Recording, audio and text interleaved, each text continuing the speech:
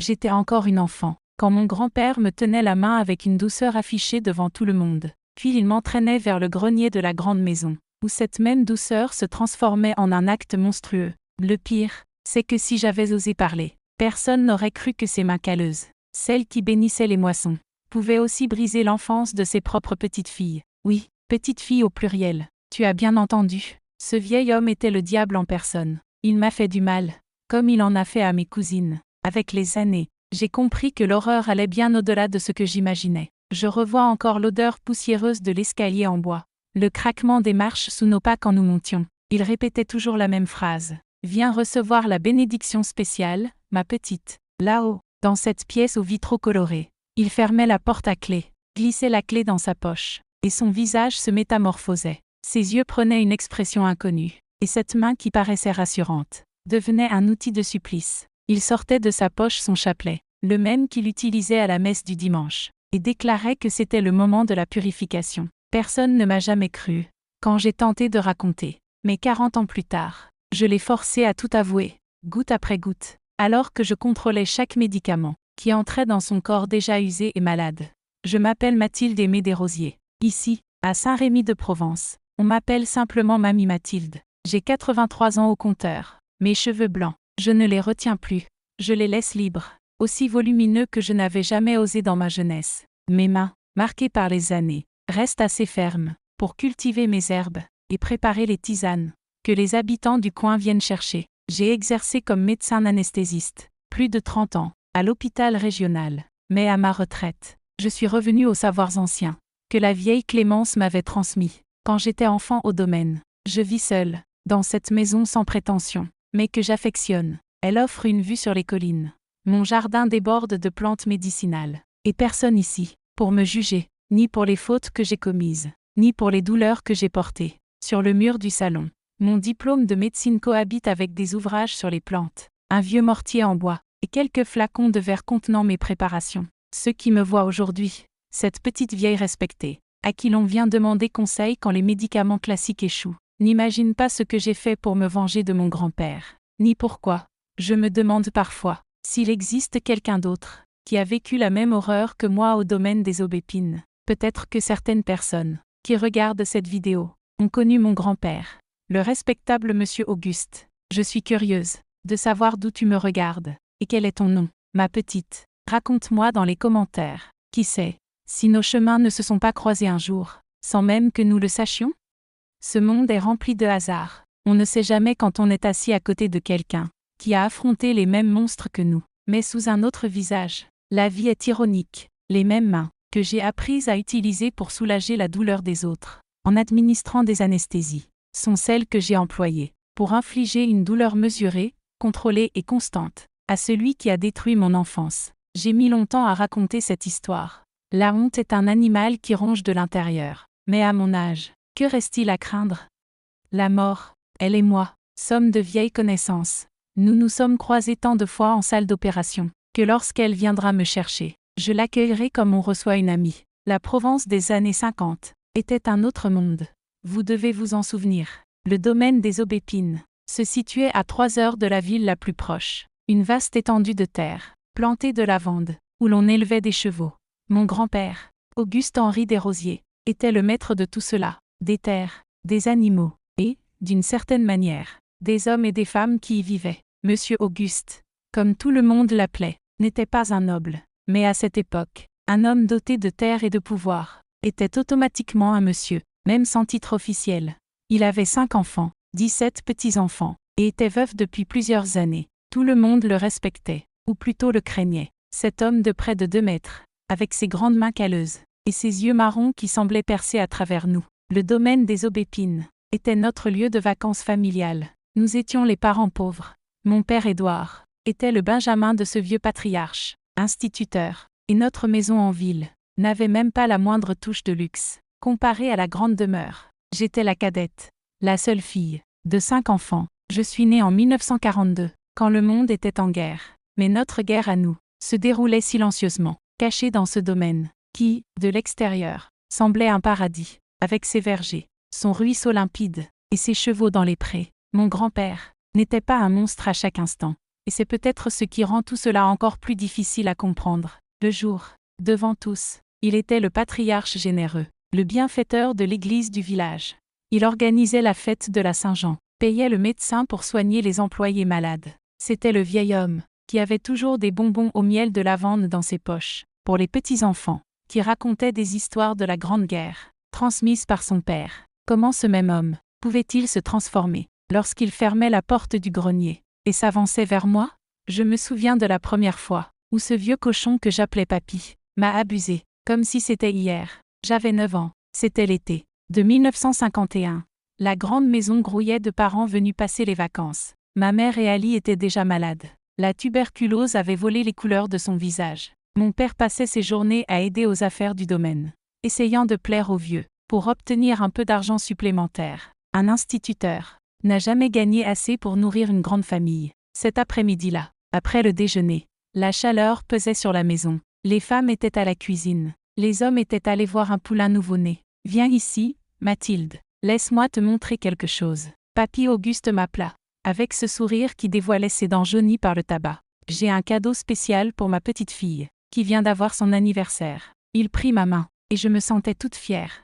Être choisie par mon grand-père provoquait souvent la jalousie parmi mes cousins. Je ne vais pas mentir. Au début, j'étais ravie. Nous avons monté l'escalier qui grinçait, jusqu'au grenier, que je connaissais uniquement de vue. Il était interdit aux enfants d'y monter seuls. La lourde porte s'ouvrit, et je pénétrai dans cette vaste pièce, pleine de vieux coffres, avec des vitraux projetant des taches rouges et bleues, sur le plancher ciré, quand la porte se referma, et que la clé tourna dans la serrure. Quelque chose changea. Le sourire de papy devint différent. Ses yeux se plissèrent. Sa voix se fit plus basse, comme celle d'un homme préparant un mauvais coup. « Tu sais Mathilde, tu deviens une jolie jeune fille. Tu dois apprendre certaines choses agréables, que seul papy peut t'enseigner. » Alors il sortit de sa poche son chapelet de perles noires, qu'il portait toujours. « D'abord, nous allons purifier ce petit corps, qui devient si délicieux. » Ses grandes mains commencèrent à passer sur mon corps, là où elles ne devaient jamais aller. Et même quand je suppliais, il ne s'arrêta pas. Ce qui se produisit ensuite déchira mon âme en morceaux,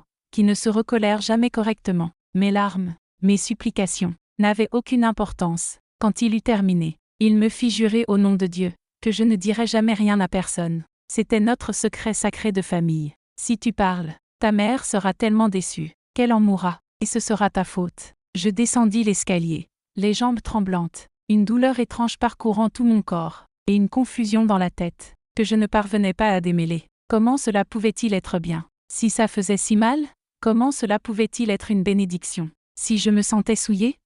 Le lendemain, j'essayai de le dire à ma tante Célestine, mais elle me gifla, et me traita de petite menteuse, inventant des histoires du démon. Le prêtre, lors de la confession du dimanche, me rappela le commandement de ne pas honorer père et mère, et que cela incluait aussi les grands-parents. Personne ne me crut. C'est ma cousine Héloïse, de 3 ans mon aînée, qui m'expliqua la vérité. Je l'ai trouvée en pleurs, derrière la grange, après que mon grand-père l'eut appelée au grenier.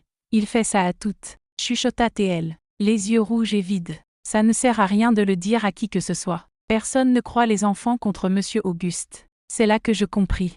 Je n'étais pas la première, et je ne serai pas la dernière. À Noël de la même année, quand nous retournâmes au domaine, je vis son regard suivre ma petite cousine Gisèle, âgée de seulement 7 ans, et je sentis un froid dans mon ventre, qui n'était pas de la peur, mais de la colère. Une colère a grandi en moi, comme une graine empoisonnée. Le temps est l'allié des patients, et j'ai attendu presque 40 ans, avant de faire goûter à mon grand-père son propre poison, goutte à goutte, jour après jour. J'ai appris à sourire, tout en planifiant. J'ai appris à paraître la petite fille dévouée, tout en observant chaque détail de ma vengeance. Les gens croient que la vengeance est un plat froid. Ils se trompent. La vraie vengeance est un remède amer, administré lentement, en petites doses calculées, jusqu'à ce que l'effet devienne irréversible. Dans les années qui suivirent, ces visites au domaine devinrent un calendrier de terreur. Je comptais les jours avec effroi. J'inventais des maladies. Je simulais des fièvres. Parfois ça fonctionnait, parfois non. Ma mère s'empirait. La tuberculose consumait peu à peu sa vie. Mon père travaillait davantage, dépendait toujours plus de la générosité du vieux Auguste. Et moi, entre 9 et 12 ans, j'ai gravi ces escaliers du grenier tant de fois, que j'en ai perdu le compte. À chaque retour, une part de moi-même restait là-haut. Je me souviens d'une fois, où j'étais vraiment malade.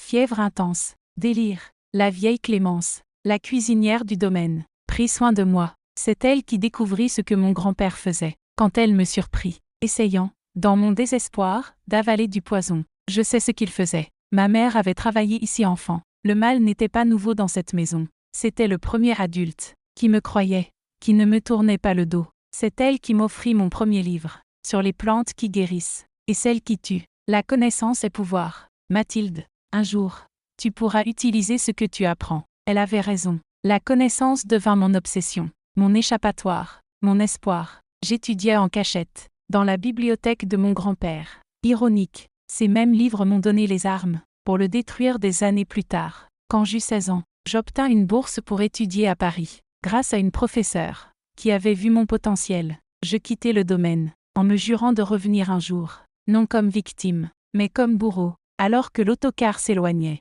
par cette route de terre, je regardais par la fenêtre, la grande maison, rétrécir dans la distance. À ce moment-là, j'ai fait une promesse silencieuse, à mes cousines, aux fantômes de ma mère, qui était morte sans savoir ce qui m'arrivait, et surtout à moi-même. Je me suis juré, de devenir médecin, de revenir quand il serait vieux et sans défense, et de lui faire sentir dans sa chair chaque instant de douleur qu'il avait infligé. Personne n'aurait pu imaginer que cette fille silencieuse, aux yeux effrayés, portait en elle un plan, qui mettrait des décennies à se concrétiser. Un plan arrosé de larmes, nourri par la haine, et exécuté avec la précision d'un bistouri. Car la médecine m'a enseigné beaucoup de choses, notamment qu'il existe des manières de causer la douleur, sans laisser de marques visibles, des manières de faire souffrir quelqu'un, lentement et continuellement, sans que personne ne se doute de rien. Et c'est exactement ce que j'ai fait, quand je suis revenu au domaine des aubépines, 40 ans plus tard. Mais attends un peu, avant de sauter directement à la fin, je dois commencer cette histoire, au début de ma vie. Sinon, tu ne comprendras pas comment une fille timide est devenue une femme capable de planifier une vengeance pendant des décennies. La méchanceté ne tombe pas du ciel, et le courage de l'affronter non plus. Ce sont des choses que l'on accumule petit à petit, sans même s'en rendre compte, jusqu'au jour où elles deviennent nécessaires. Je suis né dans une famille simple, mais honnête. Mon père Édouard Desrosiers était le Benjamin du vieux Auguste. Contrairement à ses frères, il n'avait ni talent ni goût pour le travail de la terre. Il a étudié avec sacrifice, et est devenu instituteur, ce qui faisait la fierté de ma mère Éulie, qui enseignait elle aussi à l'école du village. Nous étions 5 enfants, 4 garçons et moi, la seule fille et la plus jeune.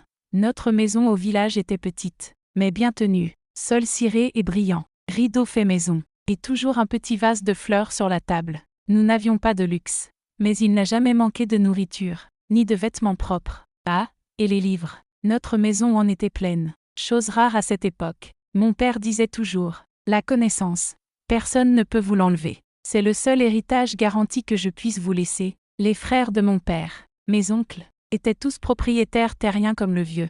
Ils avaient de grandes maisons, une voiture, envoyaient leurs enfants étudier à Paris. Nous étions les parents pauvres, ceux qui ne visitaient le domaine des aubépines que pendant les vacances ou pour des occasions spéciales. Je me souviens bien comment ils nous regardaient, avec un mélange de pitié et de supériorité, quand nous arrivions dans notre vieille Citroën, qui tombait toujours en panne en chemin. Le domaine des aubépines était un monde à part. Imagine plus de 1000 hectares de bonne terre, des champs de lavande à perte de vue, un élevage de chevaux si vaste, que même le compteur ne pouvait tous les compter correctement. La grande maison se dressait au sommet d'une colline. On pouvait la voir de loin, même quand nous étions encore sur la route. C'était une construction ancienne, du temps de la Révolution, avec de larges terrasses, de grandes fenêtres en bois sculpté, et des tuiles qui craquaient sous la chaleur du jour. Tout autour, des pommiers, des poiriers, et des cerisiers, que nous grimpions en cachette pendant les vacances, pour manger des fruits jusqu'à en être malade. L'odeur de ce domaine, je ne l'oublierai jamais. Tôt le matin, c'était l'odeur du café frais, filtré dans une passoire en tissu, mêlée à celle du pain, que Clémence cuisait dans le four à bois. Pendant la journée, la sueur des animaux, la poussière ocre qui s'élevait du sol, l'odeur forte du tabac que mon grand-père chiquait sans cesse. La nuit, le parfum des fleurs de belle de nuit, près de la terrasse, si puissant qu'il donnait presque le vertige. Et partout, à toute heure, l'empreinte olfactive du vieux Auguste. Un mélange de tabac, de lotion après rasage bon marché, et une odeur personnelle, que je reconnaîtrai encore aujourd'hui. Les sons du domaine sont gravés dans ma mémoire. Le chant des coqs avant même le lever du soleil, le hennissement des chevaux au loin, les charrettes descendant vers les champs, le grincement des roues en bois, que les gens appelaient la musique des campagnes. Et à la tombée de la nuit, après le dîner, les ouvriers se rassemblaient près des écuries, jouaient de l'accordéon. Leur voix grave s'élevait dans l'air, mêlée à la fumée des cigarettes roulées. C'était beau à entendre. Mais aujourd'hui je ne peux dissocier ces souvenirs de la terreur que j'y vivais. Et il y avait le goût du miel de lavande que Papy Auguste gardait toujours dans ses poches, pour les petits-enfants, doux, collant, qu'il versait sur notre doigt pour que nous le léchions. Aujourd'hui je trouve ça étrange. Mais à l'époque, cela me semblait normal, même spécial. Je n'en donne qu'à mes petits-enfants préférés, disait-il. Et nous nous sentions importants. Il y avait le goût du pain d'épices frais, que Clémence préparait dans son grand chaudron en cuivre. La fraîcheur de l'eau du puits, qui étanchait la soif mieux que toute eau de la ville. Et il y avait le goût amer de la peur, que j'apprenais à ressentir. Chaque fois qu'il appelait mon nom, le grenier de la grande maison mérite à lui seul un chapitre dans mes souvenirs. C'était un lieu interdit aux enfants, ce qui ne faisait qu'attiser notre curiosité. Il se trouvait au sommet de la maison, au bout d'un escalier raide, qui grinçait à chaque marche. La porte était lourde, en bois sombre, avec une serrure ancienne, que mon grand-père seul savait ouvrir. À l'intérieur, une vaste pièce, avec de vieux coffres, des meubles recouverts de draps, et ses fenêtres aux vitraux, qui projetaient des dessins colorés sur le sol. Rouge, bleu, vert, forme magique que je fixais, pendant que se produisait ce qui ne devait jamais arriver. Aujourd'hui, je comprends des signes que je ne percevais pas enfant. Comment mon grand-père portait une attention particulière à ses petites filles, en ignorant presque totalement les garçons. Comment il insistait pour donner le bain aux filles, même quand elles étaient déjà grandes. Ce que les tantes trouvaient étrange, mais n'osaient jamais remettre en question. Papa a toujours aimé s'occuper des enfants, disait-on, comme si cela expliquait tout. Et puis il y avait les petits cadeaux, les attentions spéciales pour les filles qui obéissaient mieux. Comme il disait, un collier de perles, une poupée en porcelaine, des friandises différentes de celles offertes à tous. Je sais maintenant que c'était sa manière d'acheter notre silence, de nous rendre complices à notre insu. Et puis la colère soudaine, quand un adulte montait au grenier sans prévenir. « Qui a touché à mes affaires ?» criait-il, le visage rouge de rage. Là-haut, c'était son espace privé. Des documents importants, des objets de valeur. Personne ne posait de questions, personne ne le défiait. La parole de M. Auguste faisait loi, à l'intérieur comme à l'extérieur du domaine. Mon grand-père, Auguste-Henri Desrosiers, ou M. Auguste, comme on l'appelait, ne paraissait pas un monstre à première vue. C'était un homme grand, fort même à 60 ans, avec des mains calleuses de celui qui a travaillé toute sa vie la terre avant de devenir patron, de petits yeux marrons, qui semblaient voir à travers les gens, et une grosse moustache qu'il taillait chaque semaine, avec un ancien rasoir. Il était toujours bien habillé, même pour superviser les ouvriers. Chemise blanche à manches longues, pantalon de serge sombre, bottes en cuir véritable. Les dimanches et jours de fête, il mettait sa veste et son chapeau, ressemblant à un notable de la ville. De l'extérieur, tout le monde voyait un homme généreux, parrainant la fête de l'église chaque année, donnant l'aumône aux pauvres, prêtant de l'argent sans intérêt aux amis en difficulté. Le curé mangeait à sa table, le commissaire chassait sur ses terres. Le maire avait été élu grâce à ses ordres, ordonnant à tous ses employés de voter pour lui. C'était le visage public de M. Auguste, respecté, craint, quasiment vénéré dans cette région, où sa parole valait plus que n'importe quel document. Mais à la maison, c'était un autre homme, dur, exigeant, parfois cruel avec ses enfants. Veuf depuis 15 ans, il gouvernait ses 5 enfants et 17 petits-enfants d'une main de fer. Les belles-filles et les gendres tremblaient en sa présence. Les employés baissaient les yeux quand il passait. Même les chiens du domaine se taisaient. Lorsqu'ils sentaient son odeur approcher, c'était un homme élevé pour commander. Et commander était tout ce qu'il savait faire. Il gardait des secrets aussi sombres que ce grenier interdit. Quand je pense à mon enfance, je vois à quel point nous étions vulnérables. Une famille modeste, toujours dépendante de la générosité du patriarche. Un domaine isolé, à 3 heures de la ville la plus proche. Et encore seulement par beau temps. Car quand la pluie tombait, personne n'entrait ni ne sortait de cet endroit. Une mère malade, crachant son sang. La tuberculose rongeait peu à peu ses poumons. Un père toujours occupé, à plaire aux vieux, à ne pas le décevoir, à s'assurer que nous aurions de quoi manger le mois suivant. Et plus que tout, la cécité volontaire des adultes, refusant de voir ce qui se passait juste sous leur nez. Avant tout cela, j'admirais mon grand-père. Comme tout le monde, il était le propriétaire du plus beau domaine de la région. L'homme que tous respectaient. Quand il entrait à l'église le dimanche, même le curé interrompait ses gestes pour le saluer. Quand il donnait un ordre, personne ne contestait. Quand il racontait des histoires, sur la terrasse après le dîner, tout le monde écoutait en silence. Comment ne pas admirer un homme comme lui, quand on a 9 ans, et que l'on ignore le monde au-delà de ses clôtures? Je me souviens du jour où tout a changé, comme si c'était hier. C'était en juillet, pendant les vacances d'été. Ma mère allait de plus en plus mal. Elle passait ses après-midi allongée dans la chambre d'amis, couverte malgré la chaleur, tremblante de fièvre. Mon père était parti avec mes oncles, voir une nouvelle parcelle à défricher, pour agrandir le pâturage. Mes frères étaient à la rivière, avec les cousins. Je suis restée à la maison, trop petite pour suivre les garçons selon ma tante. J'étais dans la cuisine, aidant Clémence à essuyer la vaisselle du déjeuner, quand mon grand-père est apparu à la porte. « Où est ma petite fille qui a eu son anniversaire ?» demanda-t-il, souriant, les dents tachées de tabac montrées. J'ai couru, toute joyeuse. Cela faisait quelques semaines que j'avais 9 ans, et je pensais qu'il avait oublié mon cadeau. « Viens avec moi, Mathilde, » dit-il. « J'ai un cadeau spécial gardé là-haut. » Clémence me regarda d'une manière étrange, mais ne dit rien. Aujourd'hui, je sais ce qu'il y avait dans ce regard. Clémence avait compris. Elle avait toujours su. Nous avons monté l'escalier qui menait au grenier. Chaque marche grinçait sous nos pieds. Je n'y étais jamais montée auparavant. C'était interdit aux enfants. Mon cœur battait fort. Excitation et peur se mêlaient. Le cadeau mystérieux et le frisson d'aller là où il était défendu. La grande clé tourna dans la serrure. La lourde porte s'ouvrit. Nous entrâmes dans ce monde nouveau. Les vieux coffres, les meubles couverts de draps, les vitreux projetant des taches de lumière colorée sur le sol. « Tu aimes les vitreux, Mathilde ?» demanda-t-il en fermant la porte et en tournant la clé. « Ils ont été faits spécialement pour cette pièce. On dit que les vitreux peuvent purifier l'âme. » J'acquiesçai, fasciné par les couleurs. « Où est mon cadeau, papy ?» demandai-je, anxieuse comme n'importe quel enfant. Alors je remarquai que quelque chose avait changé. Son visage n'était plus le même. Ses yeux avaient un éclat différent. Sa bouche portait une expression étrange. « Le cadeau est une bénédiction spéciale, ma petite.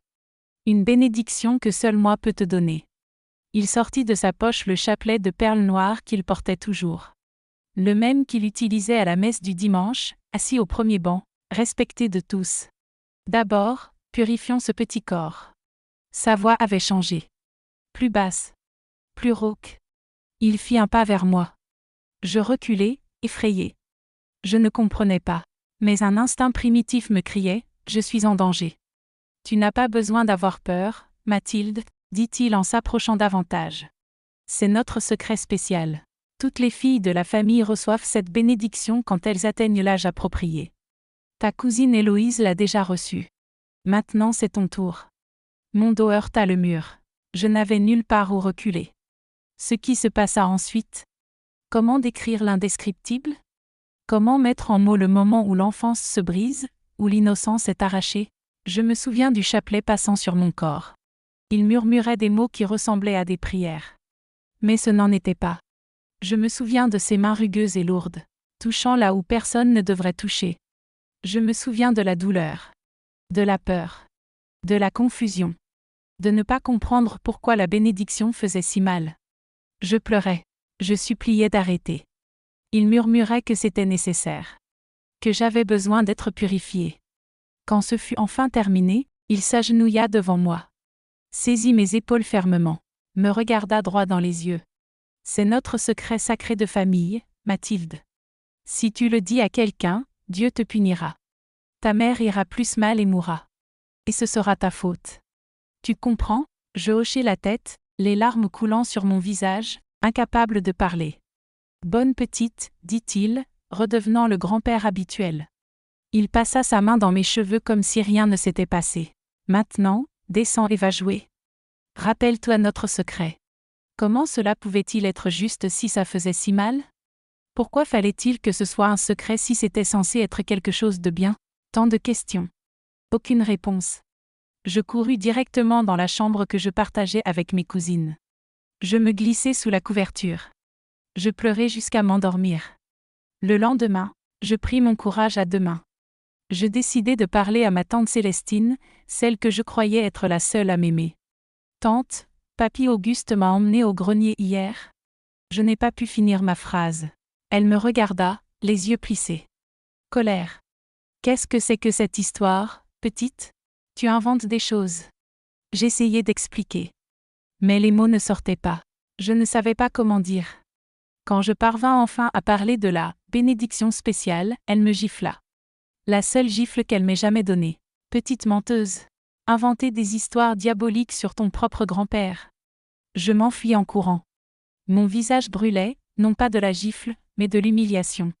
De l'injustice. Si ma propre tante ne me croyait pas, qui le ferait? Le dimanche, à la messe, je pris une décision désespérée. Je confesserai tout au prêtre. Quand ce fut mon tour, je racontai avec des mots d'enfant embrouillés. Il écouta en silence. Puis me sermonna. Honore ton père et ta mère. Cela inclut tous les aînés de la famille, ton grand-père compris. Ce que tu dis est un grave péché de calomnie, Mathilde. Demande pardon à Dieu et ne répète jamais ces mensonges. Je sortis du confessionnal. Plus sale. Plus coupable. Plus seule que jamais. Finalement, ce fut ma cousine Héloïse qui m'apporta un certain réconfort. Elle avait 3 ans de plus que moi. Je la trouvai derrière la grange, en train de pleurer. Grand-père l'avait appelée au grenier. Je m'assis à côté d'elle, silencieuse. Après un moment, elle essuya ses larmes. Ses yeux semblaient beaucoup plus vieux que son corps. Toi aussi, n'est-ce pas? Je hochai la tête. Elle murmura, il fait ça à nous toutes. Ça a commencé avec moi quand j'avais 8 ans. Maintenant, c'est toi. Puis viendront Gisèle, Séraphine, toutes les petites filles, à l'âge approprié, comme il dit. Pourquoi personne ne fait rien? Demandai-je, révolte et désespoir mêlés. Elle eut un rire triste. Et qui nous croirait, Mathilde? J'ai déjà essayé. Personne ne croit les enfants contre Auguste. Il est trop puissant. Tout le monde dépend de lui d'une manière ou d'une autre. Même s'il nous croyait, que ferait-il? Où irions-nous? Je compris alors l'ampleur du cauchemar. Ce n'était pas seulement moi. Ce n'était pas un événement isolé. C'était un cycle. Une horreur qui se répétait, génération après génération. À Noël de cette année-là, nous retournâmes au domaine. Je vis son regard suivre ma petite cousine Gisèle, 7 ans. Un froid glacial s'installa dans mon ventre. Ce n'était plus la peur. C'était la colère. Petite graine de colère. Une graine qui grandirait, pour devenir la force qui guiderait toute ma vie. Durant les 5 années suivantes, ma vie se scinda en 2 mondes. À l'école, j'étais calme, studieuse. Au domaine des aubépines, c'était l'enfer. Le schéma restait toujours le même. Le premier jour, tout semblait normal. Puis il apparaissait. Avec sa bénédiction spéciale, ou une conversation soi-disant importante. Il devenait plus audacieux. Plus exigeant. Ce n'était plus seulement pendant les fêtes. N'importe quel week-end devenait un cauchemar. Le chantage le plus cruel était celui qu'il faisait à ma mère. Quand elle crachait du sang à cause de la tuberculose, il disait « Ta mère n'ira pas mieux si tu n'es pas obéissante, Mathilde. » Je le croyais. Je pensais que ma désobéissance causait sa souffrance. C'était un poids impossible pour une fille de 10 ans. On grandit en croyant contrôler ce qu'on ne peut pas. On porte des culpabilités qui ne sont pas les nôtres. Et puis il y avait la compétition silencieuse entre cousines. Des cadeaux, des faveurs, des privilèges pour les « bonnes filles ». Celles qui résistaient ou pleuraient beaucoup étaient mises de côté. Traitement froid. Parfois punition inventée. Certaines cousines se disputaient son attention. Pas parce qu'elles le voulaient vraiment. Mais parce que le prix de la résistance semblait trop élevé. Je me souviens de Séraphine, 2 ans plus âgée que moi, qui chuchotait. Il vaut mieux être la préférée, au moins il est plus gentil et donne des cadeaux. Quel choix terrible pour une enfant à faire. Un jour, je fouillais un vieux coffre au grenier. J'attendais qu'il revienne avec de l'eau. C'est là que je trouvai quelque chose qui changea tout. Un journal intime. Couverture de cuir, moisie.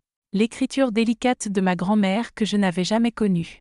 Je l'ouvris, et mes yeux s'arrêtèrent sur un passage à l'encre rouge. « est revenu dans la chambre de ses pendant la nuit. » Mon sang se glaça. Quand j'ai confronté ma mère, elle n'a rien nié. Elle m'a dit, c'était pour le bien de sa fille. Dieu me pardonne. Je compris alors que l'horreur ne venait pas de nous. Elle venait d'avant, peut-être de bien avant. J'ai tout essayé pour éviter le domaine. Fièvre simulée. Douleurs imaginaires. Jusqu'à la varicelle, peinte en petits points rouges sur mon corps. Mais mon père dépendait trop de l'argent du vieux. C'est le père de ton père, Mathilde. Notre subsistance vient de sa bonté. Ne sois pas ingrate. Et nous repartions. Le paradis que j'avais imaginé était devenu une prison. À 13 ans, j'essayais de m'enfuir. J'empochai quelques vêtements, mon argent de cadeau. Je pris la route de terre vers la ville la plus proche. Je n'atteignis même pas la moitié du chemin. Les hommes du domaine me trouvèrent. Regardez ce que nous avons trouvé en train d'essayer de s'échapper, monsieur. Jean-Pierre me tenait fermement par le bras. 3 jours. 3 jours enfermés dans une petite chambre, un seul repas par jour. Mon grand-père répondit que je devais être discipliné. Personne ne posa de questions. Dans le désespoir, j'écrivis une lettre anonyme au commissaire. Chaque mot pesait, chaque phrase décrivant le grenier, la bénédiction, la douleur. Je la confiai à un garçon de l'école, lui donnant quelques pièces pour qu'il la livre. Une semaine plus tard, le commissaire arriva au domaine, à l'improviste. Mon cœur bondit, enfin, quelqu'un allait agir. Mais bientôt, je vis les deux rire sur la terrasse.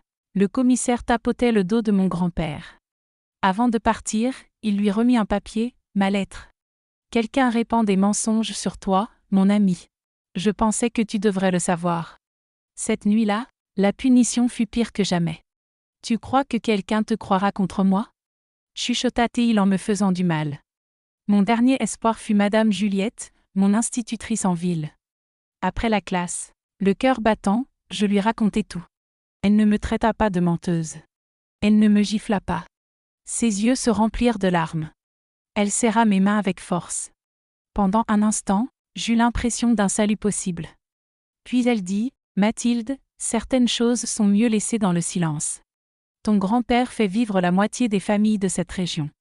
Pense à ton père, à tes frères, à leur avenir. Ne détruis pas la réputation de ta famille avec ces histoires. » Ma dernière porte se referma. Le moment le plus sombre arriva à 14 ans. C'était Noël. Toute la famille était réunie. J'ai vu mon grand-père appeler ma petite cousine Gisèle, 7 ans, pour le « cadeau spécial » là-haut. J'ai reconnu ce même sourire, entendu les mêmes mots qui me hantaient depuis des années. J'ai tenté de stopper l'inévitable. Je me suis proposé pour le remplacer. J'y vais, papy. Gisèle a mal au ventre. Elle ne peut pas monter les escaliers. Il m'a fixé avec ses yeux glacés, serrant mon bras si fort que des marques violettes y apparurent. Tu as déjà eu ton tour aujourd'hui, Mathilde. Maintenant, c'est au tour de Gisèle de recevoir la bénédiction spéciale. Il la saisit par la main et a gravi ses escaliers maudits, me laissant en bas, impuissante, submergée par la colère et le désespoir. Cette nuit-là, j'ai pris le poison à rat dans la grange. Je l'ai caché sous mon matelas, attendant le moment propice. Le lendemain matin, quand la maison était vide et que tout le monde était parti à la messe, j'ai prétexté un malaise. J'ai mélangé le poison dans un verre d'eau et tout avalé d'un trait. Je ne voulais plus subir ce monde où des enfants comme Gisèle et moi étions à la merci de monstres, où personne ne nous protégeait ni ne nous croyait. Mourir me semblait préférable à continuer ce cycle. C'est Clémence qui m'a découverte, convulsant sur le sol de ma chambre. Au lieu de courir prévenir la famille, elle est restée, agissant avec rapidité. Elle m'a fait vomir tout le poison, m'a donné un remède à base d'herbes pour purifier mon corps et est restée jusqu'à ce que mon visage retrouve sa couleur. Petite sautée, a-t-elle murmuré, sa voix chargée de tristesse et de colère. Tu crois qu'en mourant tu changeras quelque chose? Tu vas abandonner les autres derrière toi? Gisèle, Séraphine? Quand j'ai pu parler, je lui ai demandé pourquoi elle m'avait sauvée. Alors elle a prononcé des mots qui ont bouleversé ma vie. Je sais ce que cet homme fait. Ma mère a vécu ici avant moi. Le mal ne date pas d'hier dans cette maison. Quand mon grand-père a découvert ma tentative de suicide, Clémence n'a rien dit. Mais une domestique a remarqué les draps souillés et l'information s'est répandue. Il m'a convoqué dans son bureau. Au lieu de la colère que j'attendais, il était calme, presque aimable, ce qui a accentué ma peur. Sais-tu ce qu'on fait aux jeunes filles de ton âge, Mathilde? Elles partent au couvent. Au couvent Sainte-Claire, les religieuses savent comment traiter celles qui racontent des histoires et cherchent l'attention. Ce n'était pas une menace en l'air. Cette même semaine, je l'ai entendu discuter avec mon père de m'envoyer là-bas pour être corrigé. 2 semaines plus tard, ma mère est morte. Je revois son petit cercueil, fragile et léger. La tuberculose l'avait consumé jusqu'à ce qu'il ne reste presque rien. Sa mort a plongé mon père dans une profonde dépression, le rendant encore plus dépendant du vieux Auguste. Il n'avait plus de travail stable et survivait grâce à de petits boulots et à la charité de son beau-père. Mes frères, déjà plus âgés, avaient quitté la maison. 2 travaillaient dans les domaines de mon grand-père. Un autre avait tenté sa chance à Paris. Je suis restée seule avec mon père et j'ai compris que mon destin était scellé. Soit je restais prisonnière de ce cycle jusqu'à l'abandon, soit je finissais au couvent pour avoir résisté. On dit que le temps passe, mais certaines blessures ne se referment jamais. Aujourd'hui, je vais vous raconter comment j'ai transformé ma douleur en vengeance. Mais avertissement, ce n'est pas une histoire pour les âmes sensibles. Si vous croyez pouvoir entendre comment une fillette a utilisé ses connaissances pour tourmenter son propre grand-père pendant des années, cliquez sur « J'aime ». Je veux savoir combien de personnes ont le courage d'approuver une vengeance patiemment orchestrée. Si vous cliquez, vous êtes plus audacieux que mes cousines, qui avaient pensé agir mais n'ont jamais osé. Après ma tentative de suicide, Clémence est devenue mon alliée secrète, la première adulte qui voulait vraiment m'aider. Elle me guidait à la cuisine pendant que tout le monde dormait. Elle me montrait les plantes qu'elle connaissait, celles qui guérissent et celles qui peuvent tuer. La connaissance, c'est le pouvoir, Mathilde, répétait-elle sans cesse. Un soir, elle m'a remis un vieux livre en cuir aux pages jaunies, couvert d'illustrations de plantes, de racines et de leurs propriétés. Le livre appartenait à ma grand-mère, une guérisseuse. Clémence me dit de le garder précieusement. Un jour, il me serait indispensable. Je l'ai étudié comme d'autres étudient la Bible. Chaque plante, chaque propriété, chaque combinaison possible a été gravée dans ma mémoire. Clémence me laissait tester dans la cuisine, préparer des tisanes et des onguents. Ce n'est pas seulement connaître la plante, répétait-elle. Il faut savoir la dose, le temps d'infusion, la partie à utiliser. Un peu plus ou un peu moins et l'effet change, guérison ou poison. J'absorbais tout avec une soif que je n'avais jamais ressentie auparavant. La soif de savoir qui pourrait me rendre maître de mon propre destin. Ma première vengeance fut minime, presque innocente, mais elle me donna un avant-goût de ce qui m'attendait. Avec les connaissances que Clémence m'avait transmises, j'ai préparé un mélange d'ortie, de piment fort et d'une plante qu'elle appelait la gratte, séchée et réduite en une poudre fine, presque invisible. J'ai glissé cette poudre dans les sous-vêtements de mon grand-père pendant que j'aidais Clémence à ranger le linge. Le lendemain, au petit déjeuner, il apparut le visage rouge, se grattant discrètement. Tout au long de la journée, je l'ai vu disparaître à plusieurs reprises aux toilettes, revenant toujours plus irrité et inconfortable. Personne n'a compris pourquoi M. Auguste était si maussade ce dimanche-là. Seule Clémence et moi avons échangé un regard complice au déjeuner. Ce fut un moment révélateur. Découvrir que je pouvais lui infliger un malaise sans qu'il sache d'où cela venait ou qui en était responsable me procurait un sentiment de pouvoir inédit. Pour la première fois depuis mes 9 ans, j'avais une certaine emprise sur ma vie. Le plaisir de le voir souffrir, même si ce n'était qu'une démangeaison gênante, m'effrayait un peu. Mais cela m'indiquait aussi un chemin à suivre. J'ai commencé à tout consigner dans un journal, d'une façon que personne ne pourrait comprendre s'il tombait dessus. Clémence et moi avons élaboré un code utilisant noms de fleurs et recettes. Aujourd'hui, un gâteau à l'orange avec des clous de girofle signifiait que j'avais glissé le mélange d'ortie dans ses vêtements. Un arrangement de marguerite avec des feuilles de menthe codait un mélange provoquant la diarrhée dans le café. À première vue, c'était le journal innocent d'une fille qui aimait cuisiner et arranger des fleurs. En réalité, c'était le registre méticuleux de ma petite vengeance. À chaque expérience réussie, ma curiosité pour la médecine et la pharmacologie grandissait. Les plantes que connaissait Clémence ne suffisaient plus. Je voulais tout comprendre, le corps humain, l'interaction des substances, la manière dont elles provoquent ou soulagent la douleur. J'ai commencé à passer de plus en plus de temps dans la bibliothèque de mon grand-père, lorsqu'il n'était pas là. La bibliothèque de mon grand-père était impressionnante, remplie de vieux ouvrages médicaux qu'il avait achetés plus pour l'apparat que par véritable intérêt. Des livres d'anatomie, de physiologie, de pharmacologie élémentaire. Je dévorais chaque page, assimilant des termes et des concepts bien au-delà de mon âge. À l'école, ma passion pour les sciences ne passa pas inaperçue. Je me distinguais peu à peu, posant des questions qui surprenaient mes professeurs. Lors de ma dernière année de collège, j'ai remporté la première place à un concours régional de sciences. Mon projet portait sur les plantes médicinales de Provence, mêlant ce que Clémence m'avait appris à une présentation scientifique avec tableaux et expériences contrôlées. Le journal local publia le résultat et même mon grand-père, sans réaliser qu'il alimentait sa propre némésie, montra l'article à ses amis avec fierté. C'est Madame Juliette, la même institutrice qui m'avait conseillé de garder le silence sur les abus, qui m'offrit enfin une issue. Étonnée par mon projet, elle m'informa d'une bourse destinée aux élèves exceptionnels pour une école prestigieuse à Paris. Tu as le potentiel pour devenir bien plus qu'une simple institutrice de province comme moi, dit-elle, mêlant fierté et mélancolie. C'est ta chance de t'arracher à cet endroit. Je me suis donné corps et âme pour l'examen de sélection. Nuit blanche, révision intensive, exercices de mathématiques et de physique que notre école de campagne n'avait jamais enseigné. Lorsque le résultat tomba et que mon nom figurait en première place, j'eus l'impression qu'une porte s'ouvrait, pas seulement hors de ma ville, mais hors de l'enfer qu'avait été ma vie jusque-là. Mon père hésita à me laisser partir. Qui s'occuperait de la maison? L'argent pour les fournitures et la pension? Ironiquement, c'est mon grand-père qui le convainquit. La petite a une bonne tête, dit-il avec ce sourire qui me glaçait le sang. Peut-être qu'elle deviendra médecin. Avoir un docteur dans la famille, c'est bon pour le prestige. Ce qu'il ignorait, c'est que chacun de ces mots nourrissait ma détermination.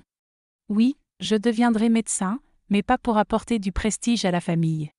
Je le deviendrai pour comprendre exactement comment le faire souffrir, sans le tuer, ou du moins pas tout de suite. La veille de mon départ pour Paris, à 17 ans, j'observai le domaine des aubépines par la fenêtre de ma chambre et fis un serment silencieux. Je deviendrai médecin. Je reviendrai quand tu seras vieux et impuissant, et je te ferai ressentir dans ta chair chaque instant de douleur que tu as infligé. Chaque larme de tes petites filles te sera rendue en souffrance. Avant de partir, j'accomplis 2 choses. D'abord, je suis allée retrouver ma cousine Héloïse, déjà mariée et vivant dans une ville voisine. Je reviendrai un jour, lui promis-je, et alors, il paiera pour tout, tu verras. Elle me serra fort dans ses bras, les larmes aux yeux. Si quelqu'un peut le faire, c'est toi, Mathilde. Tu as toujours été la plus forte d'entre nous. Nous avons scellé un pacte de silence.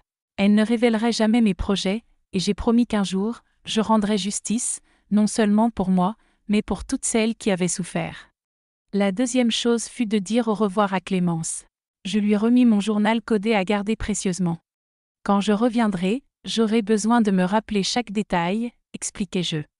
Elle acquiesça, comprenant sans que je précise davantage. Je prierai pour toi chaque jour, petite, me dit-elle, non pas pour que tu abandonnes ta vengeance, mais pour que tu aies la force de l'accomplir au moment venu. Ainsi, par un matin glacé de juin 1959, je montai dans l'autocar qui m'emmenait loin du domaine des aubépines et de cette petite ville que j'avais toujours haïe. Je n'emportais qu'une petite valise de vêtements, le livre de plantes que Clémence m'avait confié, et une détermination ardente qui consumait ma poitrine. À 17 ans, je laissais derrière moi la fillette apeurée pour entamer le voyage de la femme qui reviendrait un jour réclamer ses comptes. Je ne savais pas encore combien de temps cela prendrait, quels sacrifices seraient nécessaires, ni comment cette graine de vengeance transformerait ma vie entière. Étudier la médecine n'a pas été simple. Dans les années 60, une jeune femme à l'université était déjà une rareté, surtout issue de la campagne, sans famille fortunée pour la soutenir. Je m'investissais corps et âme, le jour, mes études, la nuit, l'hôpital universitaire comme aide-soignante. Je dormais à peine 4 heures, parfois moins. Mais chaque page lue, chaque nuit passée à travailler était un pas de plus vers mon objectif. La médecine n'était pas seulement un métier pour moi, c'était une arme. Lorsque j'ai obtenu mon diplôme en 1966, je choisis l'anesthésiologie comme spécialité. Ce choix n'était pas le fruit du hasard. Cette discipline m'offrait une compréhension totale de la douleur et de la façon de la manipuler, pour soulager ou infliger. Je connaissais chaque sédatif, chaque relaxant musculaire, chaque substance capable d'altérer la conscience. Je savais exactement quel dosage séparait le soulagement de la souffrance, le sommeil de l'inconscience, la vie de la mort. Le jour, je soulageais mes patients, et la nuit, j'étudiais comment utiliser ces mêmes substances à des fins bien différentes. J'effectuais mon internat à Paris, puis ma spécialisation à Lyon. À 30 ans, j'étais déjà un médecin reconnu, avec une carrière qui promettait de belles réussites. C'est à ce moment-là que j'ai compris qu'il me fallait des connaissances encore plus pointues. Je me suis spécialisée en gériatrie, m'intéressant particulièrement aux réactions des corps vieillissants face aux médicaments. Comment un organisme affaibli répond-il différemment?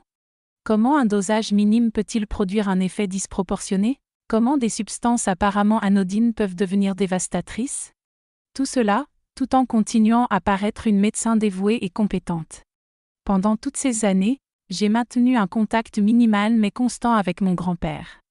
J'envoyais des cartes de Noël, appelais pour son anniversaire, et faisais de brèves visites polies lorsque je revenais dans la région. Lui, qui n'avait jamais été démonstratif, semblait même fier de sa fille devenue docteur. Il montrait mes photos de remise de diplôme à ses amis, parlait des hôpitaux où je travaillais comme si cela était un mérite personnel. Je souriais, le remerciais pour l'influence positive qu'il avait eue sur ma vie, tout en enfouissant ma haine au plus profond, la nourrissant comme on entretient une plante toxique. À 50 ans, avec une carrière solidement établie et des économies conséquentes, je passais à l'étape suivante. J'achetais une propriété jouxtant le domaine des aubépines. Un terrain modeste mais bien situé, avec une maison que je rénovais progressivement. Aux yeux de tous, j'étais simplement une femme mûre souhaitant retrouver ses racines, se rapprocher de sa famille pour ses vieux jours. Mais en réalité, j'étais un prédateur, patientant près de sa proie, attendant le moment idéal pour frapper. Ce plan exigea des sacrifices que je ne mesurais pas toujours pleinement. Le plus grand fut la décision de ne pas avoir d'enfant. Ce n'était pas un choix facile. Parfois, ce désir, cet appel maternel que tant de femmes ressentent, se fit sentir. Mais je savais qu'un enfant réclamerait un amour et un dévouement que je ne pouvais offrir. Tout mon être était consumé par un seul objectif, laissant aucune place pour partager cette énergie et cette attention. Un enfant méritait mieux que de grandir avec quelqu'un dévoré par la vengeance. Je me suis mariée à 32 ans avec un collègue médecin. Philippe était un homme bon, patient, qui m'aimait plus que je ne le méritais. J'ai tenté, je jure que j'ai essayé, de m'investir dans ce mariage. Mais l'intimité physique est restée un obstacle insurmontable.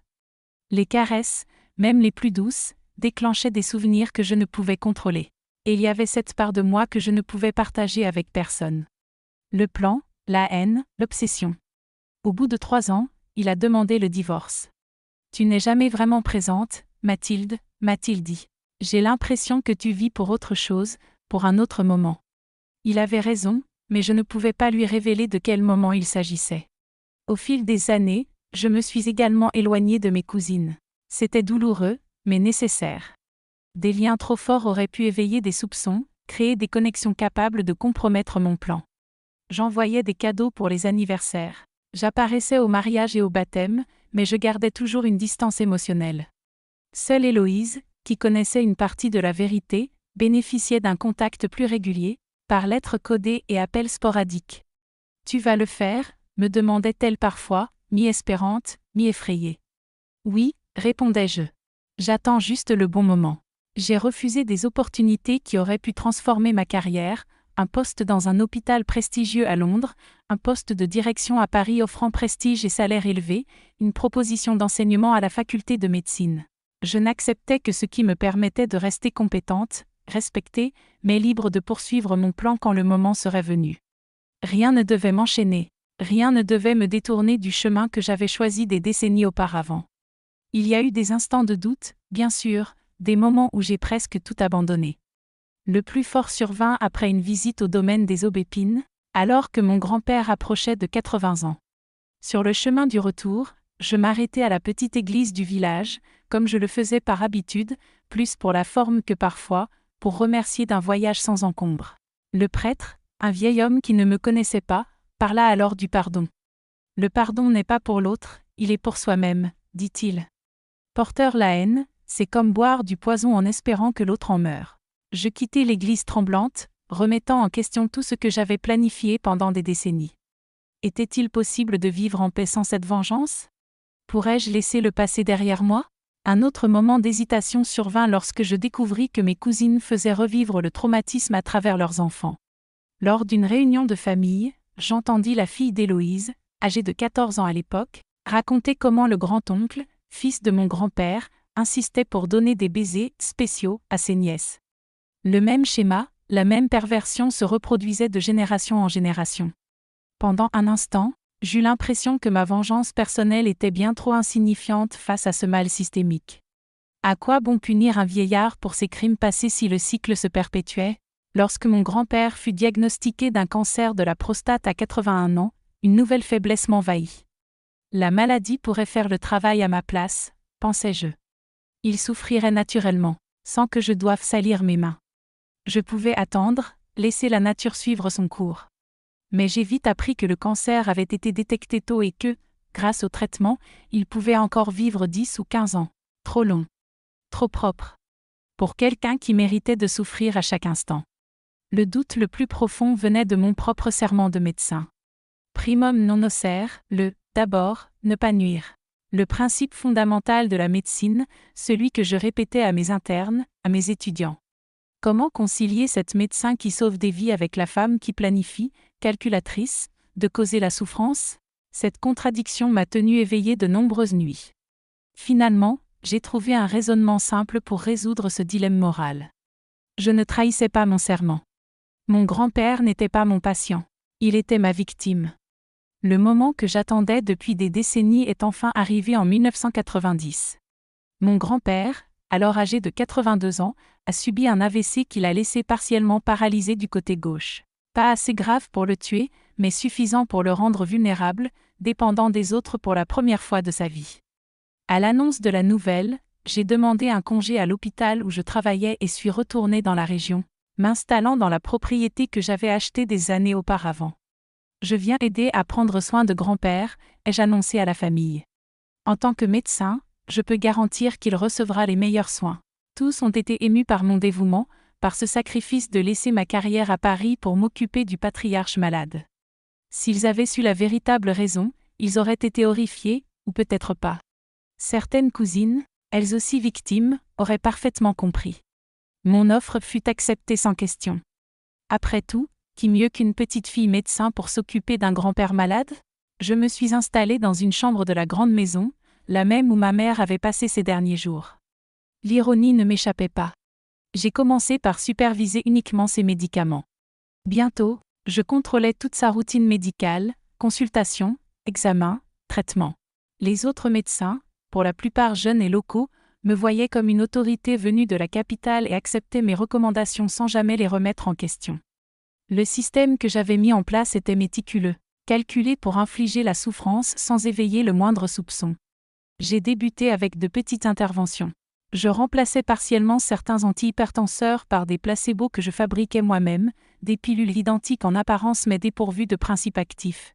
Sa tension oscillait, provoquant maux de tête et mini-AVC transitoires, quelques minutes de terreur et de douleur. J'utilisais des diurétiques à dose précise pour provoquer une déshydratation légère mais constante. Pas assez pour être dangereuse, mais suffisante pour qu'il ait toujours soif. La bouche sèche, cette sensation désagréable de faiblesse persistait. Si quelqu'un suggérait qu'il était déshydraté, j'ajustais la dose quelques jours, pour ensuite reprendre le schéma. La partie la plus subtile de mon plan reposait sur des sédatifs légers associés à d'autres médicaments. Je créais des états de confusion temporaire, où il ne savait plus exactement où il se trouvait ni quel jour c'était.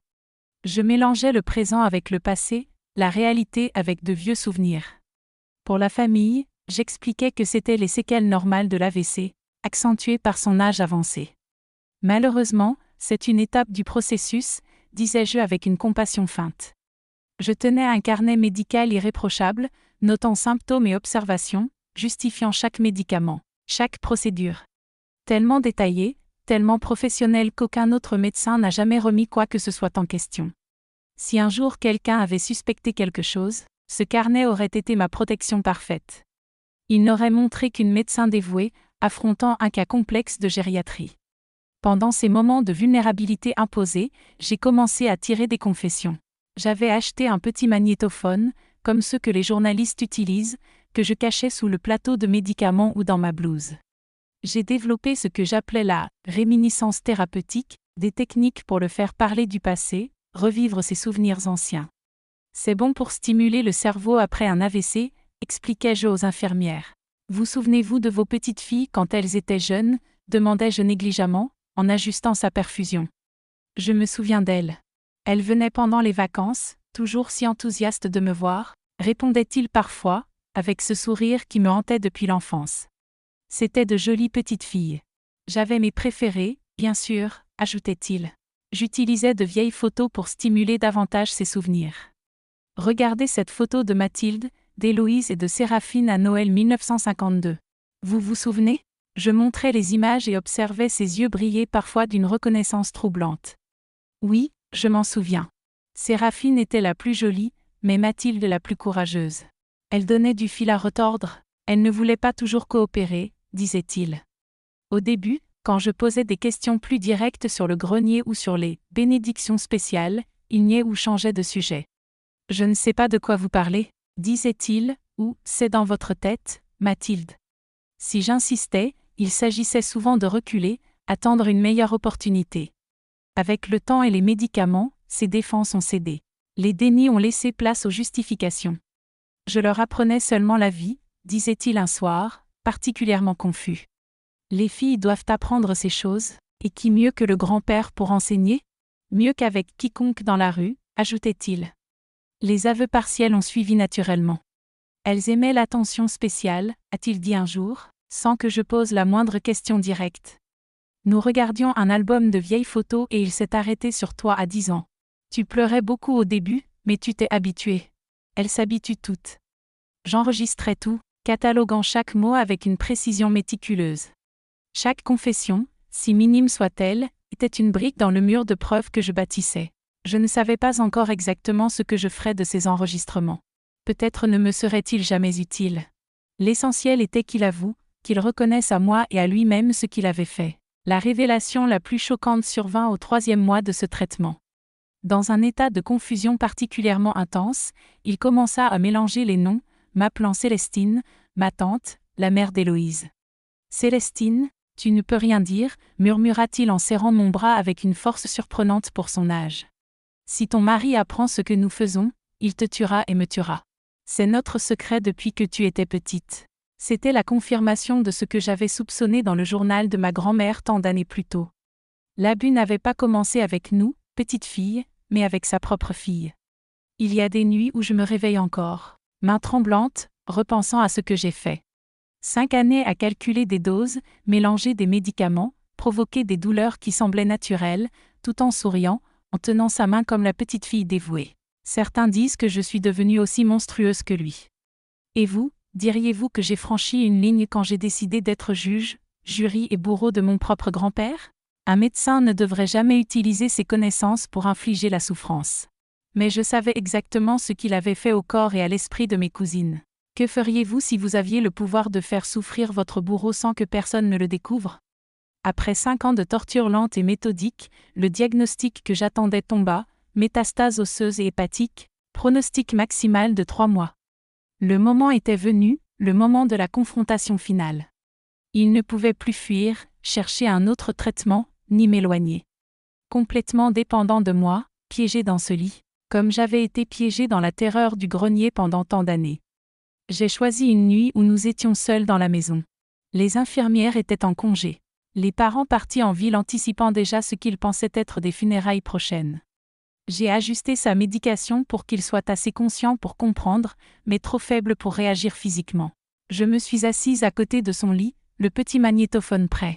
« Grand-père, j'ai des enregistrements que vous voudrez entendre » annonçai-je.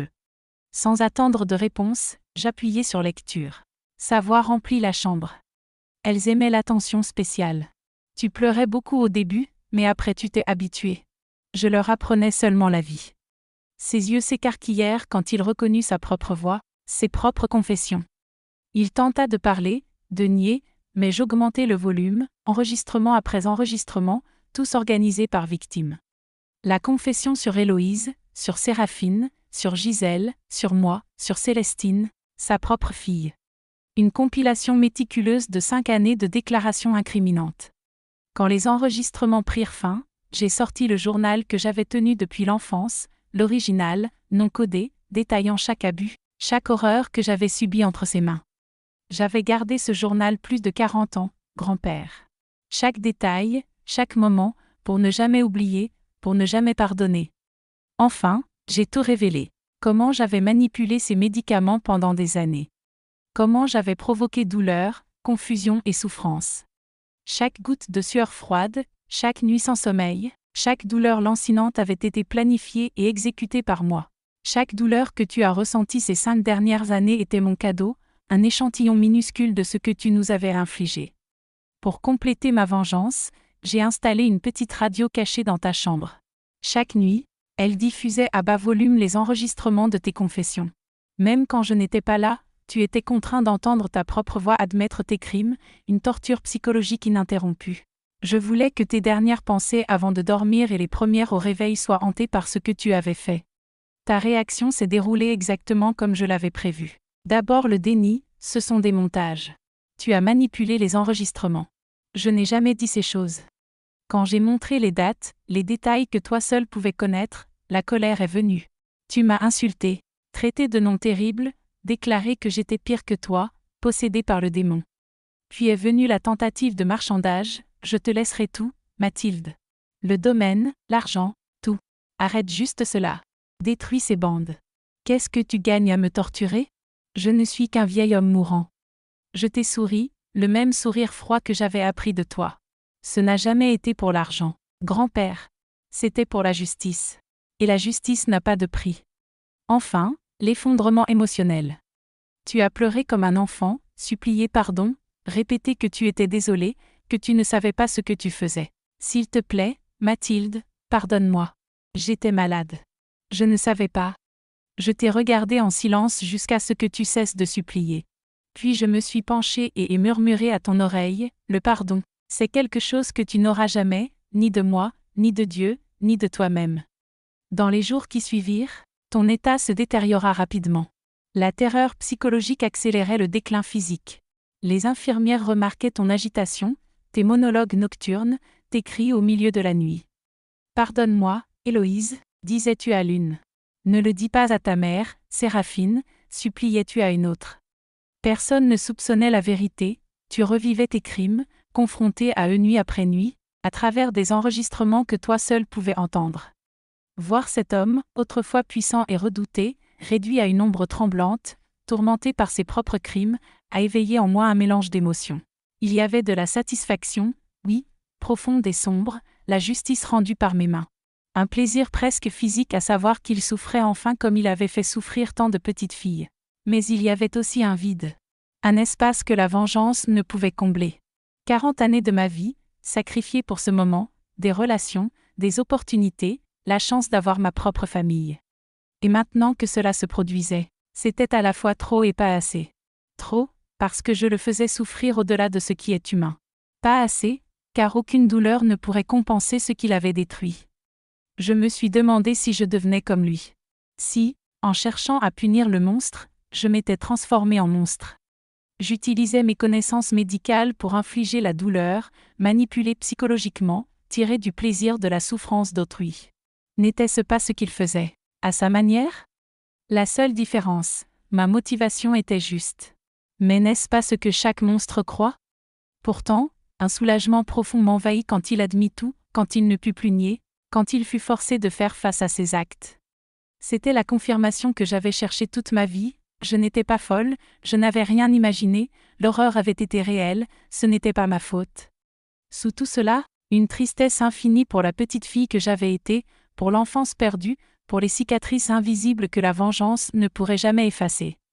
La justice, aussi complète soit-elle, ne pourrait jamais restaurer ce qui avait été détruit. Quand mon grand-père mourut, par une froide aube de juin 199, je n'ai pas pleuré.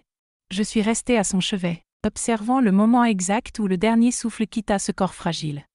Ses yeux, encore ouverts, me fixaient avec un mélange de peur et de soulagement.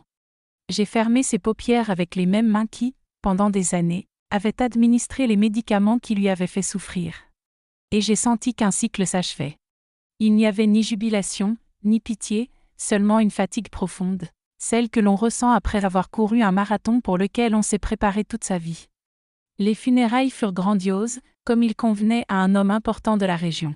Politiques locaux, propriétaires terriens, le prêtre, tous saluaient le grand homme, le patriarche exemplaire, le bienfaiteur de la communauté. J'étais assise au premier rang, place d'honneur, en tant que petite fille dévouée, celle qui avait sacrifié sa carrière pour veiller sur son grand-père malade.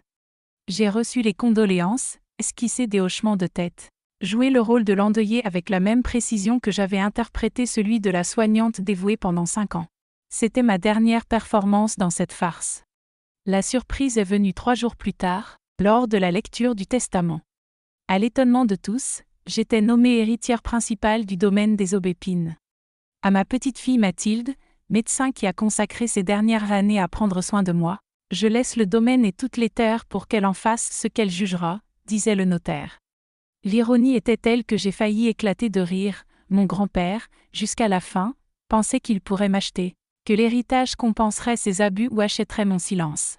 Peut-être, dans ces derniers instants de lucidité, savait-il exactement ce que je ferais de ces terres.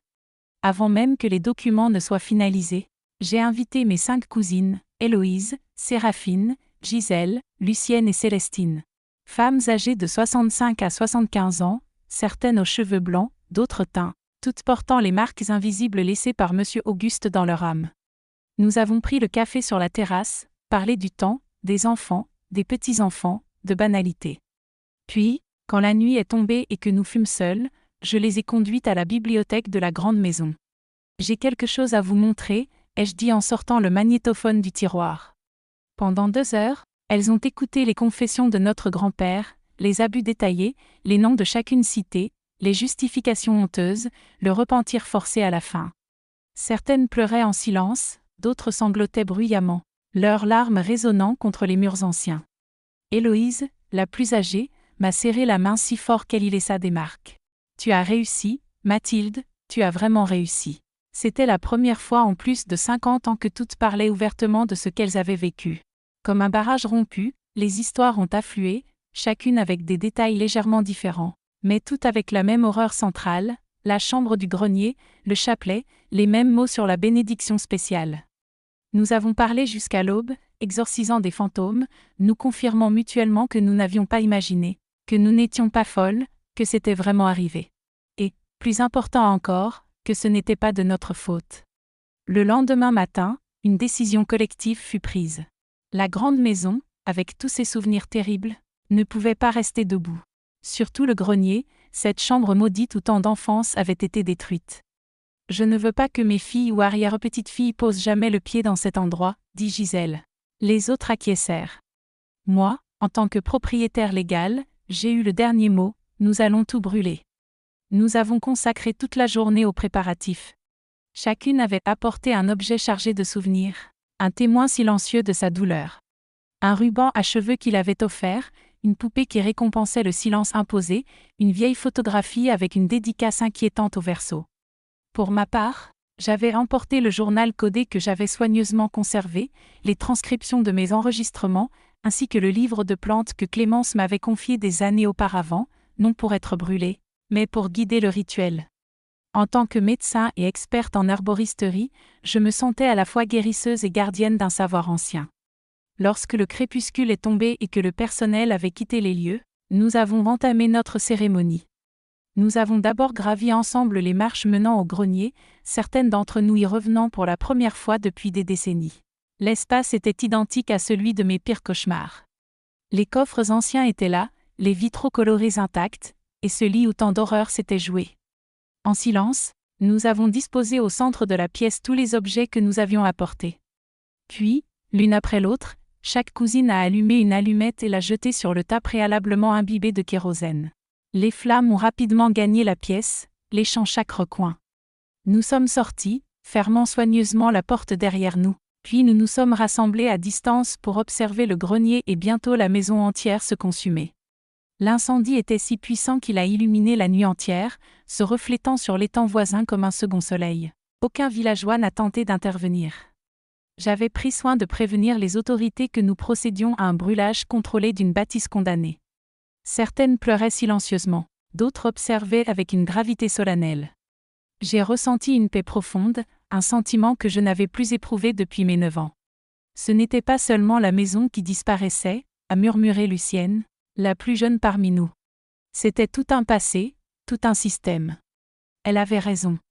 Cette nuit-là, ce n'était pas simplement la grande demeure des aubépines qui brûlait, mais l'emblème d'un pouvoir absolu, d'une impunité totale, d'une époque où des hommes comme notre grand-père pouvaient agir sans craindre de répercussions. Le lendemain, lorsqu'il ne restait plus que des cendres et quelques murs noircis, j'ai entamé le processus légal pour diviser les terres. En tant qu'héritière unique, j'avais désormais le plein droit de disposer de la propriété comme je l'entendais. Et ce que je cherchais, C'était une justice, tardive certes, mais une justice tout de même. J'ai partagé le domaine des aubépines en 6 parts égales, une pour chacune de nous qui avions survécu à l'enfer du grenier. Les actes ont été officialisés chez un notaire de Lourdes-Marin, avec la clause explicite que ces terres ne pourraient jamais être vendues à des hommes, seulement à des femmes de la famille. Au fil des années, chacune a fait ce qu'elle voulait de sa portion. Séraphine a transformé la sienne en verger de fruits biologiques florissants. Héloïse a réalisé un rêve d'enfance en y installant un petit élevage d'animaux.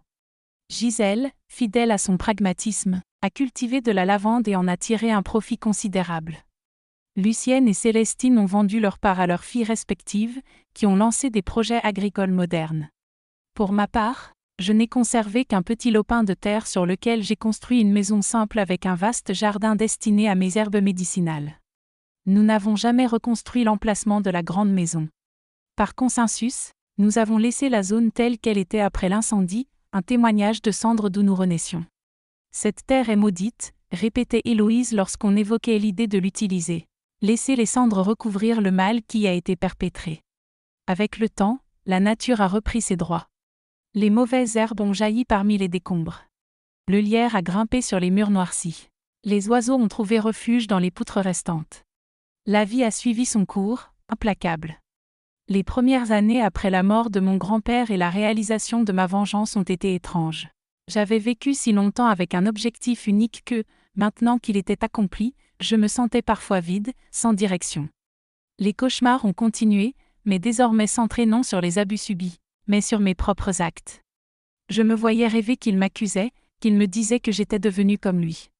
Je me réveillais en sueur, remettant en question mes choix, consumé par un remords tenace dans les heures les plus sombres avant l'aube. Le jour, la certitude revenait. J'avais accompli ce qui devait l'être. Mais la nuit, les doutes revenaient, persistants comme des corbeaux. Ma relation avec mes cousines avait également évolué. Avec certaines, comme Héloïse et Séraphine, je m'étais rapprochée. Nous partagions désormais un lien forgé non seulement par le traumatisme, mais aussi par la libération et la justice que nous avions instaurée ensemble. Avec d'autres, comme Lucienne, l'éloignement restait inévitable. « Tu as eu le courage de faire ce qu'aucune d'entre nous n'a osé », m'avait-elle dit un jour. Et pour cette raison, te voir, c'est comme contempler notre propre échec. J'ai respecté sa décision, comprenant que chacune devait affronter son passé à sa manière. Peu à peu, j'ai réorienté mes connaissances. Les études sur les plantes, que j'avais entamées avec Clémence et approfondies au cours de ma formation médicale et que j'avais utilisées pour infliger des souffrances calculées, je les ai désormais consacrées à la guérison. J'ai mis au point des mélanges d'herbes destinés à apaiser l'anxiété, les flashbacks traumatiques et les troubles du sommeil dont nous souffrions toutes. Il est étrange de constater comment un même savoir peut servir des objectifs diamétralement opposés, blesser ou guérir. Peu à peu, la réputation de mes préparations s'est répandue et des gens ont commencé à me consulter. Principalement des femmes, certaines apportant des histoires douloureusement familières. Je ne posais jamais de questions directes, mais beaucoup racontaient malgré tout. Et tandis que je préparais tisanes, teintures et onguents, j'écoutais. Parfois, ce simple partage était plus curatif que n'importe quelle plante que je pouvais offrir. Avec le temps, j'ai acquis une compréhension plus profonde de ce qui s'était passé. La vengeance n'efface pas le passé, ai-je un jour confié à Héloïse alors que nous cueillions des feuilles de mélisse. Mais cela m'a permis de reprendre possession de mon récit. Je n'étais plus uniquement la victime. J'étais aussi celle qui avait rendu justice. Elle a acquiescé, comprenant pleinement ce que cela signifiait. Nous avions réécrit la fin de notre histoire, non pas comme de simples spectatrices du mal d'un homme, mais comme des actrices qui avaient cherché et obtenu réparation. Au cours des 20 dernières années, j'ai de plus en plus orienté mes connaissances vers la guérison plutôt que la douleur. La médecin en moi, qui autrefois utilisait son serment pour justifier mes actes, avait trouvé enfin son vrai but. Je cultivais des plantes qui calmaient, soulageaient d'anciennes blessures, facilitaient un sommeil sans cauchemar. C'était mon travail silencieux, peut-être ma forme de rédemption. J'ai choisi de raconter mon histoire intégralement seulement maintenant, à 83 ans, lorsque la plupart des protagonistes n'étaient plus là. Héloïse a été la dernière à nous quitter, il y a 3 ans, emportant avec elle une part de notre mémoire que nous seuls connaissions parfaitement. Pendant des décennies, j'avais gardé le silence, non par honte, mais par protection. La mienne et celle des autres victimes, et peut-être par la conviction que le monde n'était pas prêt à entendre. Depuis des années, je fais attention aux enfants de la communauté, observant leur comportement avec vigilance, sans que personne ne comprenne vraiment pourquoi. Je guette les signes que j'ai appris à reconnaître: retrait soudain, peur particulière envers certains adultes, changements inexplicables de comportement. Quand je détecte ces signaux, je trouve des moyens discrets d'intervenir. Une tisane offerte à la mère, accompagnée d'une conversation anodine, une suggestion à l'institutrice, parfois ma simple présence pour rappeler silencieusement que je veille. Je n'explique jamais ma véritable intention. La plupart me voient comme une vieille femme excentrique avec un faible pour les enfants. Peu savent que je surveille, m'assurant que ce que nous avons subi ne se reproduise jamais. Une révélation m'a frappée des années après l'incendie, lors d'une rencontre familiale pour un anniversaire. Entre verre de vin et confidence, j'ai découvert que je n'étais pas la seule à avoir envisagé une vengeance contre notre grand-père. 4 des 5 cousines avaient aussi tenté, chacune à sa manière, sans que les autres ne le sachent. Séraphine, toujours discrète, celle que tout le monde pensait avoir le mieux surmonté le traumatisme, a avoué qu'elle avait, pendant des semaines, ajouté de petites doses de poison à rat à sa nourriture des années avant mon retour. Ça n'a pas marché, la dose était trop faible. J'avais peur d'être découverte, a-t-elle expliqué, nous stupéfiant par le sang-froid de son plan. Le résultat fut seulement une diarrhée persistante, diagnostiquée par les médecins comme une gastrite.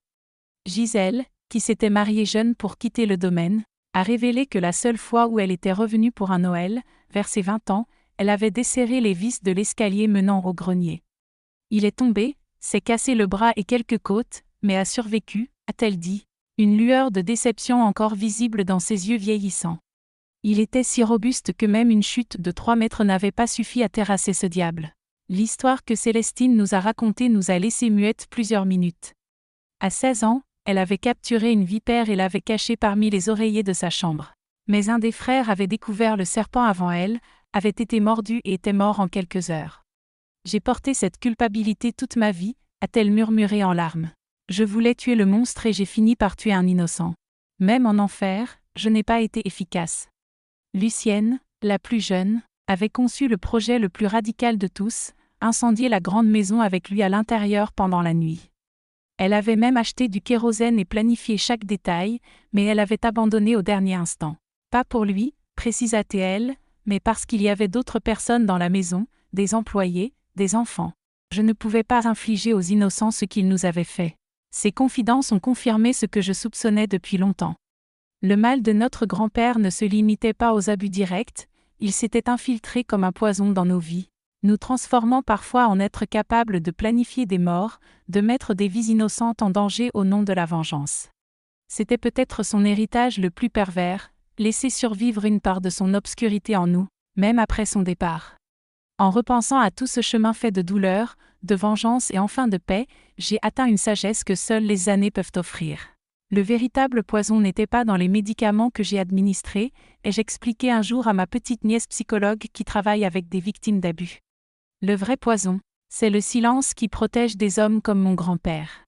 C'est la complicité des familles, des institutions, d'une société entière qui préfère ne pas voir, ne pas entendre, ne pas parler. Cette vérité reste d'actualité, même après tant d'années. Nous vivons encore dans un monde qui protège les abuseurs puissants, qui met en doute les victimes et choisit le confort des apparences plutôt que la douleur de la vérité. Le monde a changé sur bien des aspects depuis mon enfance dans les années 50, mais certaines choses restent douloureusement les mêmes. Je le constate encore dans le regard des femmes qui viennent me consulter pour un soulagement dépassant ce que mes herbes peuvent offrir. Je n'ai jamais dénoncé formellement mon grand-père, même avec toutes les preuves contenues dans les enregistrements, même après sa mort, alors que je pouvais tout révéler sans risque. Certains y verraient de la lâcheté ou une complicité avec un système que j'ai toujours critiqué. Mais mon choix était réfléchi. La justice des hommes est lente. Celle des femmes est précise, disait la vieille Clémence. Et elle avait raison. Les tribunaux, les lois, ont été conçus par des hommes et pour protéger des hommes. Notre justice était différente, plus ancienne, plus profonde. Je ne regrette rien de ce que j'ai accompli. Si je pouvais revenir en arrière, je referais tout. Chaque plan minutieusement élaboré pendant des décennies, chaque goutte de souffrance infligée à un homme qui a détruit tant de vies. La seule chose que je ferais peut-être différemment serait d'agir plus tôt, avant que d'autres filles ne deviennent ses victimes. Mais la vie ne nous offre pas ce choix. Elle nous place simplement dans des situations impossibles et nous pousse à faire de notre mieux avec les moyens dont nous disposons. Je porte cette histoire dans ma poitrine depuis 70 ans et aujourd'hui, j'ai décidé de la partager. Je n'en ai jamais parlé, même à mes médecins, lorsque mon cœur a failli à 3 reprises. Avant que ce vieux cœur ne s'arrête définitivement, je veux que davantage d'histoires comme la mienne voient la lumière. Je suis Mathilde Aimée Desrosiers, la même petite fille qui tremblait de peur dans ce grenier et la même médecin qui a fait confesser au monstre chacun de ses péchés avant sa mort. Si vous pensez qu'il est essentiel que des histoires comme la mienne soient racontées, que d'autres petites filles et jeunes femmes trouvent le courage de briser des décennies de silence, abonnez-vous à la chaîne Sagesse de Mamie. Parce que quand je partirai, je veux savoir que j'ai aidé d'autres femmes à découvrir au fond d'elles-mêmes la même force que j'ai trouvée dans la mienne.